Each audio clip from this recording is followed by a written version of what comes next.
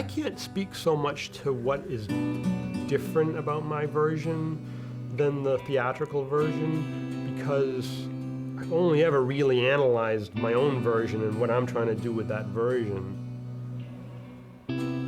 The theatrical version, to me, it's what it became once I wasn't involved anymore on it.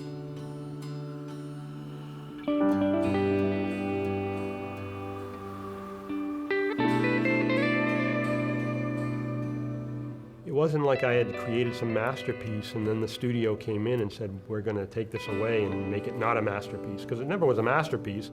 It was never that I was like, I will not change a frame of this film. It was just that I thought what problems it had needed to be addressed in the last minute of the movie. Mel and Mel's company produced it and sold it to Warner's and Paramount. And I think they were expecting a Lethal Weapon, or what Lethal Weapon had sort of become at the time. A very sort of accessible, kind of mainstream movie. This movie clearly wasn't that. Oh, God. Oh, God. We gotta go, okay? Come on, come on! Porter! Fuck! We went back and forth. I think we previewed it 3 times. They definitely wanted to change the ending. I remember having it was sort of an early meeting with Sherry Lansing at Paramount. And it was great. As Brian says, she's talking to Brian. She says, okay, now let me get this straight. Mel doesn't get the money. He doesn't live. And you kill the dog. And Brian says, would you take 2 out of 3? And they didn't want any of that. And I remember having another meeting with Brian, with Bob Daly and Terry Semmel.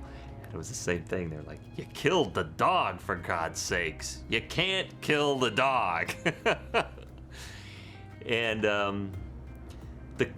the sort of vision of what this movie was had sort of kind of changed a bit. It wasn't a bad film.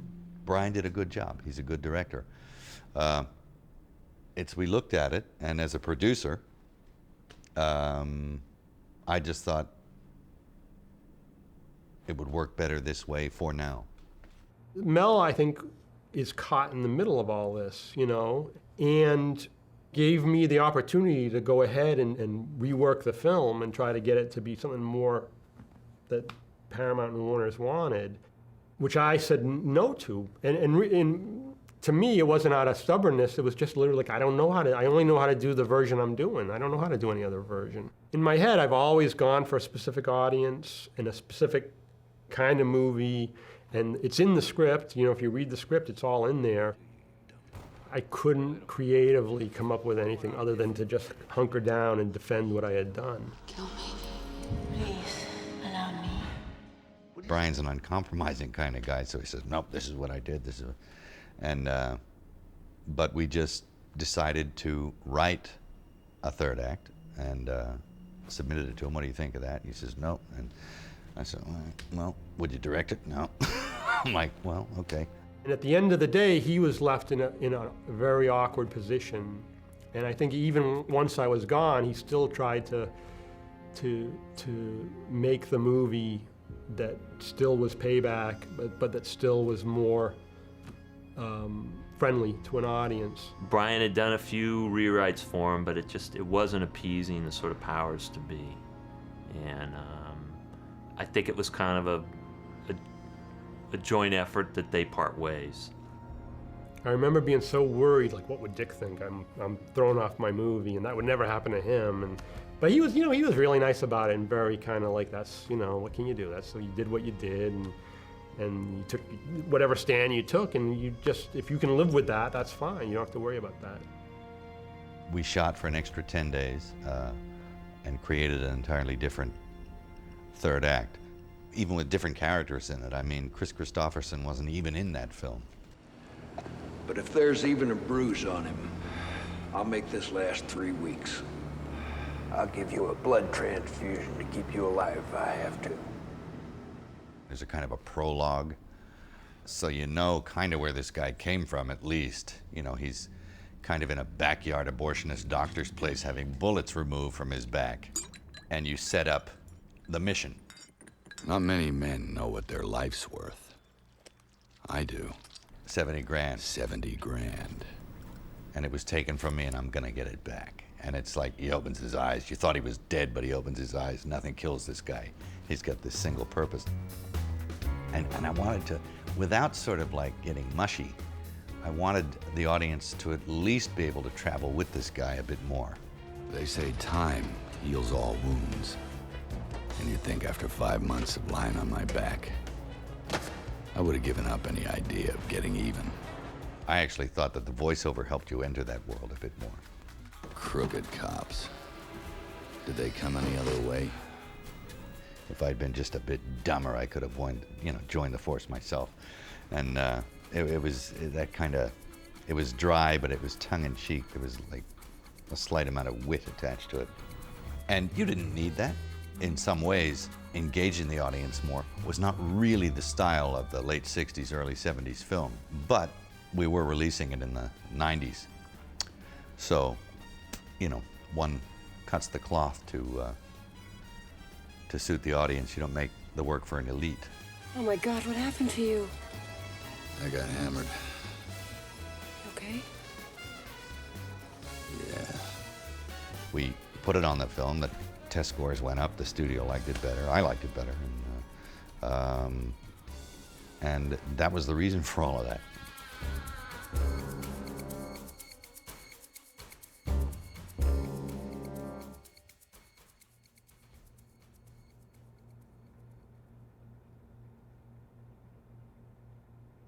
Kevin's the one common factor of all versions of Payback is Kevin. He's been on every version of it.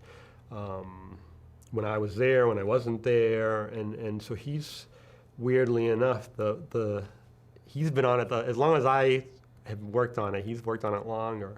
Well, yeah, I have, over the course of about 7 years, I've done about 3 versions of this. Payback has become an old friend.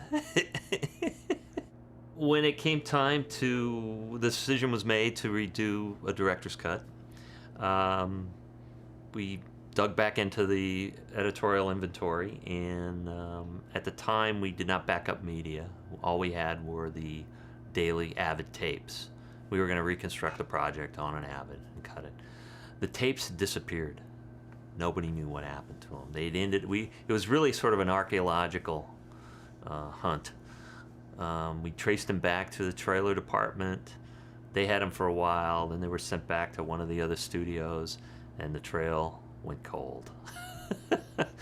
So it sort of looked like the whole project was in jeopardy, and we'd printed film on the show, and I said, well, you know what? We can do it on film. Been doing it for 100 years, we can do it now. So we got a couple of our good old flatbeds here, and rebuilt the cutting room with film trims, and that's how we did it. The first couple of weeks was pretty frustrating because you have to get into your mind that things are going to take longer. Something that takes a second on an Avid is probably going to take 10 to 15 minutes on film. Creatively, you just have to go with that. It was just basically the two of us on a flatbed trying to put it back together again and having huge amounts of time to think about everything. It was sort of Brian's chance to finally, I think, sort of sit down and for us both to kind of work on the tonality of the movie. And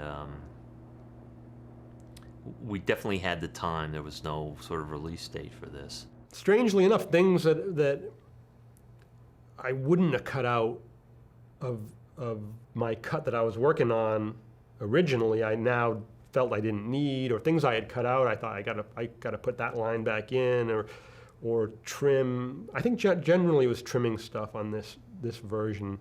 Probably is a few minutes even shorter than the version I was trying to get on screen back then. During the shooting, I think there was a lot more kind of wacky humor injected into it that I think even at the time, I think Brian was going for and was sort of liking it.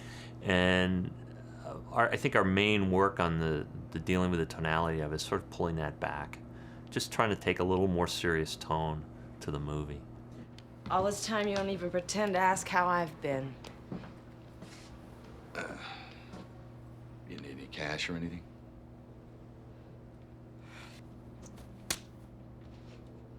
Get yourself killed, prick. I ought to tell him you're coming. One of the early scenes in Brian's movie that I think caused a lot of friction with the studio was when Porter comes back and meets the Deborah Unger character.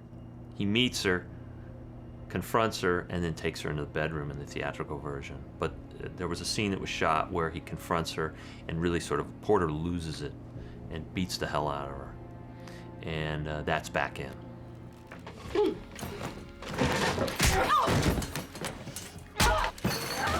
I remember Ed L'Amato coming out to visit the set one afternoon at lunch, and he asked me how it was going, and I was really excited, and I said, I was so much fun the other day.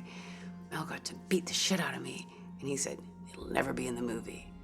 I was mortified. I'm thinking to myself, is it 7 minutes? Did I screw up? I think it's okay. And he was right, because there was not a palette for Mel in the way that there is a palette for him now. Audiences didn't want to see Mel beat up a woman. Personally, I would have left that scene in, but it was the studio actually thought, well, you know, it's a little hard on women. You know, it sort of gives a bad message on violence to women, which, you know, hey, nobody's advocating violence to women here. We're talking about these characters and their sort of dilemma. I deserve the beating. And no one deserves a beating. I'll be politically correct. But please, she deserved the beating. What I like about those old movies and what I tried to do in this movie was that the less you know about everyone, but the more you feel about them, the better. What I was going for is there's something very kind of, oh my God, you know, what is this? And we don't learn till later why he's doing what he's doing. I mean, we catch up pretty quick. We learn that there was a double cross. She shot him in the back and tried to kill him. And once you know that, then you're like, oh, now I understand why he's doing what he's doing. The idea is that you push this guy away, you see him, you don't know what he's about, and then you further push him away as far as being a character the audience can get into, and then you bring the audience back, and you give him this and you give him that, and slowly you're starting to feel for this guy and getting behind him more than feel for him, but you're starting to realize that in this world that we're being introduced to, he is the guy with the code. And you kind of get the reason that he's beaten her is because he doesn't understand why she did what she did to him, and that he still has these feelings for her, you know, like if he didn't care about her, he wouldn't even visit her. And Deborah was like, boy, she was amazing. She was flying up against doors, and I'm saying, hey, take it easy, you know. She was just taking the full dives, you know. She's very athletic. I wasn't afraid of oven doors, and hopefully Mel wasn't afraid of the knife or the iron. I didn't hurt him at all. He was unscathed. But I cracked my ribs on the last take of the day. It was my own darn fault, too. It was getting too easy. It was becoming too much fun, and nothing was hurting because it was all technically done as it should be. I just thought I would throw myself a little harder towards the oven just to see if I would get a little angrier. And that didn't work out well. Another scene that's been dropped in that comes after that is Mel's confrontation in the meat truck. That was another big scene of contention where Mel basically kills one of these guys in cold blood because he insults Rosie. And that's back in. You know, I think I fucked you once. I'm going for a specific audience. If someone said, oh, he makes genre movies, I'd be like, you know, you're damn right I do. That's what I love. What do you think the odds are on Twice? So I guess, in a sense, I've limited maybe the audience for the movie. I don't think your odds are good. You got anything to say? No, thank you. Then just stay here. Weirdly, having all this time go by gave me a much more perspective on what footage I had and what was the right way to end this film, which I end ironically and with a bit of you don't quite know what's happened at the end of the movie, which I think is very in keeping with those 70s films. Be on the mark.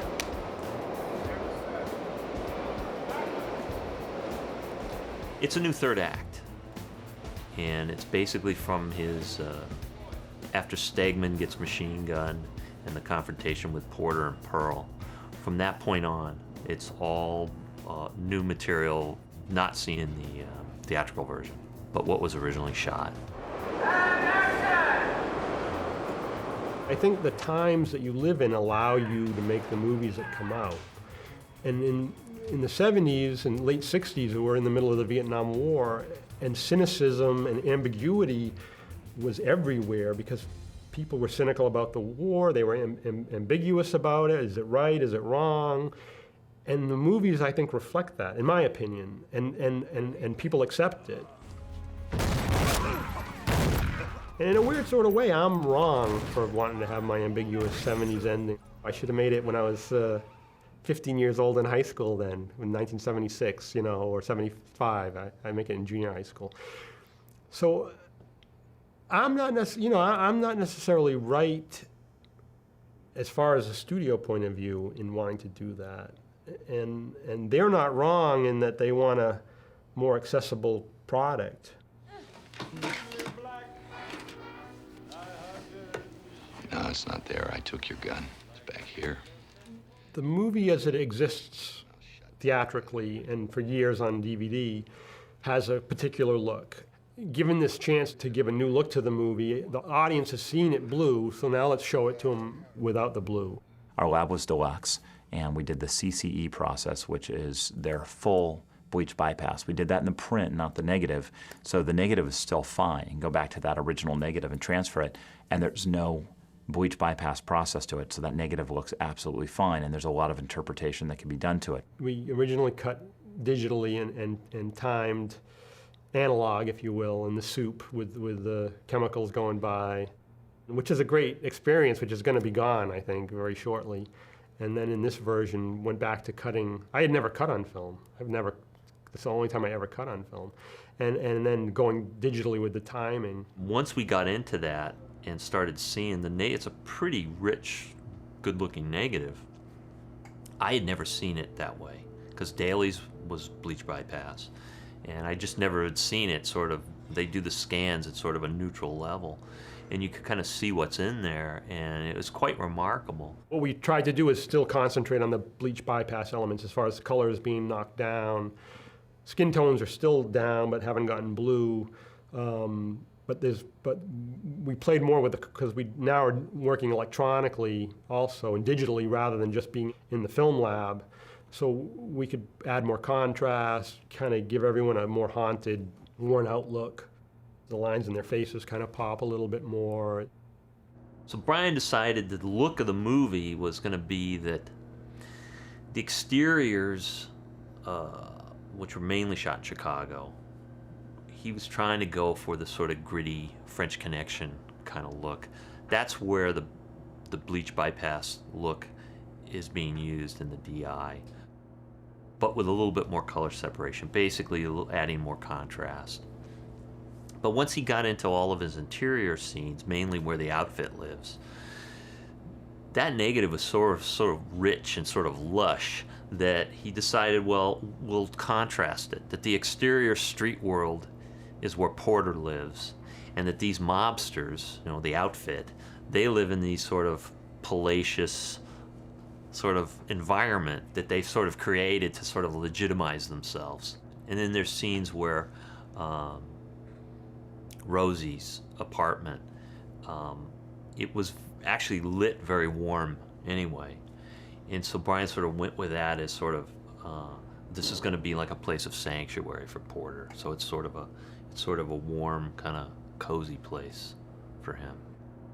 Originally, we were going to try to make as much of the original score work for this. And once Once Brian and I got into it, it became apparent that the original score, the tonality of the movie had changed so much. And I didn't want to have to try to kind of force it in and jam it in and cut this out and try to make it work. Nobody was quite prepared to bring in a new composer, have a composer rescore the whole movie. It wasn't in the budget. And Brian and I had worked with a music editor, Scott Stambler, who did a lot of the temp scores for us on movies. Even on this, Scott originally came in as a music editor to try to take the old score and recut it and make it work. And what he started to do was write kind of little bridges himself to get things to work together. And one day it just, I was sitting there listening to cues and I thought, well, can you write some more of this? I had a 5-minute main title to write, and I've never written a main title before. And it's a huge blank page. Just terrified. I'm terrified. For weeks on end, I'm not thinking. I started writing speculative pieces to play for him, just different sounds. Because he said, I like this 70s sound. And I'm thinking, I don't know what a 70s sound is. I spent a lot of time in the 70s, not necessarily coherent time, but I was there. And I became a little, I don't know what the word, I got frustrated, but I kept coming up with different cues. And at one point, I think he sensed my frustration. He was liking what I played, but I could tell nothing was working for him. And he said, well, why don't you stop writing 70s cues and just write for the characters in the movie. And that's when everything started to click. This film required a lot of dark thinking, and that's where I went. How I came up with this cue was, I think I had a nightmare about my kids, which seems regular. My little girls, I don't know, the father thing. You just wake up and have some horrible dream and you feel horrible the entire day. And when I was writing, I wasn't sleeping much at all. I'd get up at 3, 4 in the morning with something.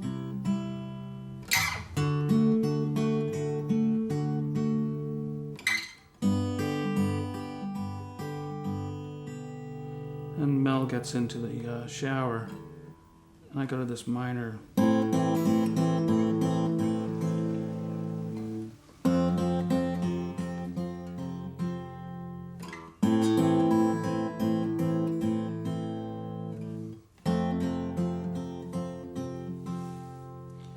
And so forth, but in the middle of the night, it really sort of moved me, and they're very simple chords that I think sometimes sound fantastic, simple and elegant. 34, 135. Okay. I like that. So A flat and G natural. I think that's.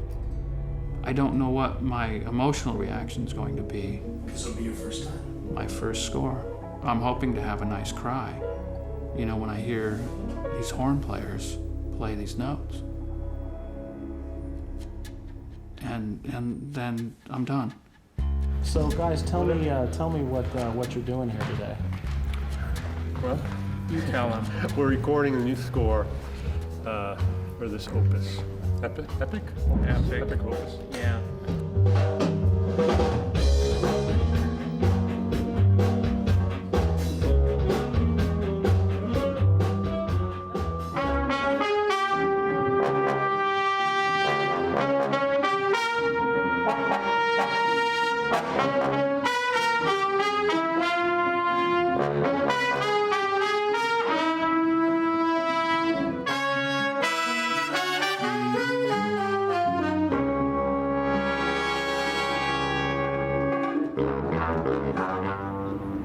Any movie has two writers, and that's the screenwriter and the composer, the two people who really write original material for a film.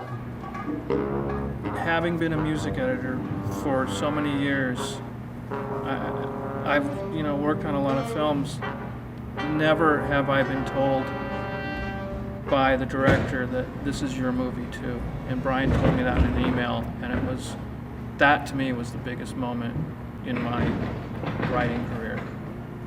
And I can live with that for forever.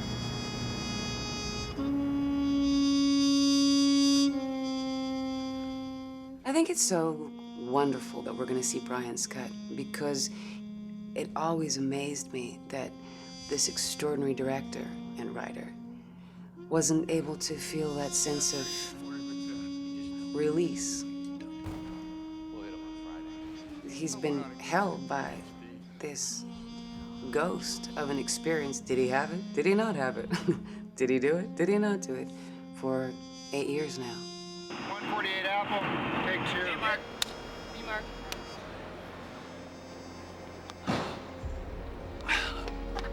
Jesus Christ. You know what? I'm really glad that this is being released because it's valid. Come with me. And it's a good film. And it does really reflect that kind of sociopathic Porter. Come on, come on! Porter! God! Fuck! Fuck! Fuck! And it's just interesting. It's like a whole other ending. Like, it's like watching they're different films. You're not dead. And it's interesting to juxtapose them and watch them. You know, it was a great lesson for me to see how basically kind of a lot of it, the same material, could be made into 2 different movies.